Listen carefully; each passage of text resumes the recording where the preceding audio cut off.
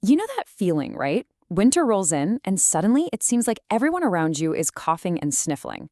It's almost a guarantee. But why?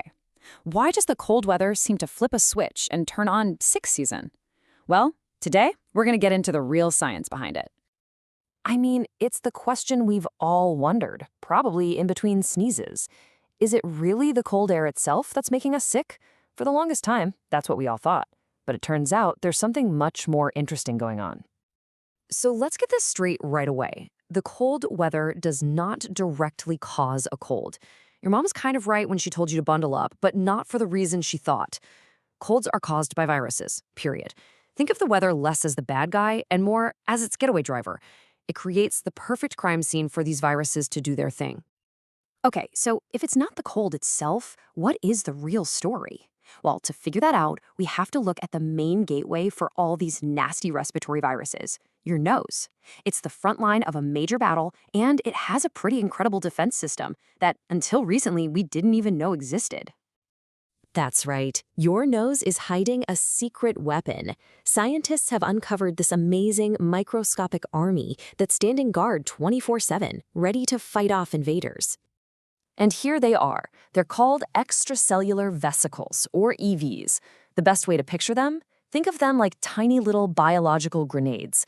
The cells right at the front of your nose are constantly pumping out billions of these little sacs into your mucus, specifically to ambush any germs that you breathe in. And this whole operation is lightning fast. It's like a three-step ambush. The moment your nasal cells even sense a virus, bam, they deploy this massive swarm of EVs. These little guys then rush out and they do two things. They attack the virus directly and they act as decoys, basically sacrificing themselves so the virus latches onto them instead of your actual cells. It is an absolutely brilliant first line of defense.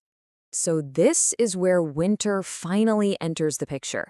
Researchers started thinking, okay, if we get sick more when it's cold, maybe that cold air is messing with this awesome defense system. And you know what? They were absolutely right. The effect the cold has is, well, it's huge. It really all comes down to this one number. This is the key. This is the biological smoking gun for why winter is cold and flu season. Just a little bit of cold air and your immune response just takes a nosedive. Just how bad is it? Get this, a drop of only 5 degrees Celsius inside your nose, which happens pretty easily when you're out in the cold. It slashes the number of those virus-fighting EVs by almost half. And it's even worse than that. The ones that are left are weaker. The cold air literally disarms your body's frontline soldiers, leaving the gates wide open for viruses to march right in. But wait, there's more. It's not just about your nose's defenses being weakened. Winter is clever. It coordinates a full-on attack, creating a perfect storm for getting sick. First, just think about our behavior. We're all cooped up indoors, right? We're packed together in spaces with terrible air circulation, making it super easy for viruses to hop from one person to the next. Second, that cold winter air is incredibly dry, and it dries out the mucus in our nose. That mucus is supposed to be sticky like flypaper for viruses. When it dries out, it doesn't work as well. And third, less sun means less vitamin D, which is absolutely vital for a strong immune system. So you've got a weakened army, a compromised fortress, and more enemies at the gate. It's a triple threat. And we really have to remember, the challenges of winter go way beyond just catching a cold. The cold season can impact our bodies and our minds in some really significant ways. The most serious physical risk, of course, is hypothermia. This isn't just being cold.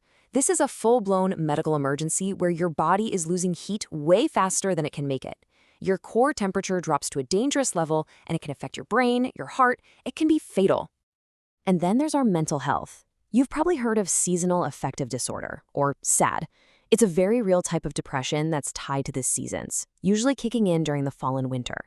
All that darkness can mess with our body's internal clock and tank our levels of serotonin, which is one of the key chemicals that regulates our mood. The physical stress doesn't stop there either. When you're cold, your body does something smart to conserve heat. It tightens up your blood vessels. But the side effect is that this narrowing makes your heart have to pump harder to move blood around, which can actually increase your blood pressure. It's kind of this hidden stress on your system all winter long. And what's really wild is how deeply our minds and bodies are connected. Health experts have found that when we feel lonely or anxious or stressed out, we can actually feel physically colder. It's just a powerful reminder that taking care of our mental health is a huge part of our physical health, especially during these tougher months. All right, so now that we know what we're up against, what do we do about it? How do we fight back? This isn't just about dodging germs, it's about building a solid defense for your entire self, body and mind. Let's open up the toolkit. For your body, it's all about the fundamentals. Think warming foods like soups and stews. Keep moving, even if it's just indoors, to get your circulation going. And definitely think about getting a humidifier to fight back against that dry air that weakens your nose's defenses. Oh, and, wash your hands. Then, for your mind, you have to be intentional. Make it a point to get outside in the sun when you can. Reach out to friends, stay connected, fight that isolation, and find ways to manage your stress. It's all connected. So, the big takeaway here is that getting sick in winter isn't some random, unavoidable fate. We now understand the science, from those tiny little warriors in our nose to the way sunlight affects our brain. So, the real question isn't why we get sick, it's what are you going to do about it? This winter, how are you going to build a fortress for both your body and your mind?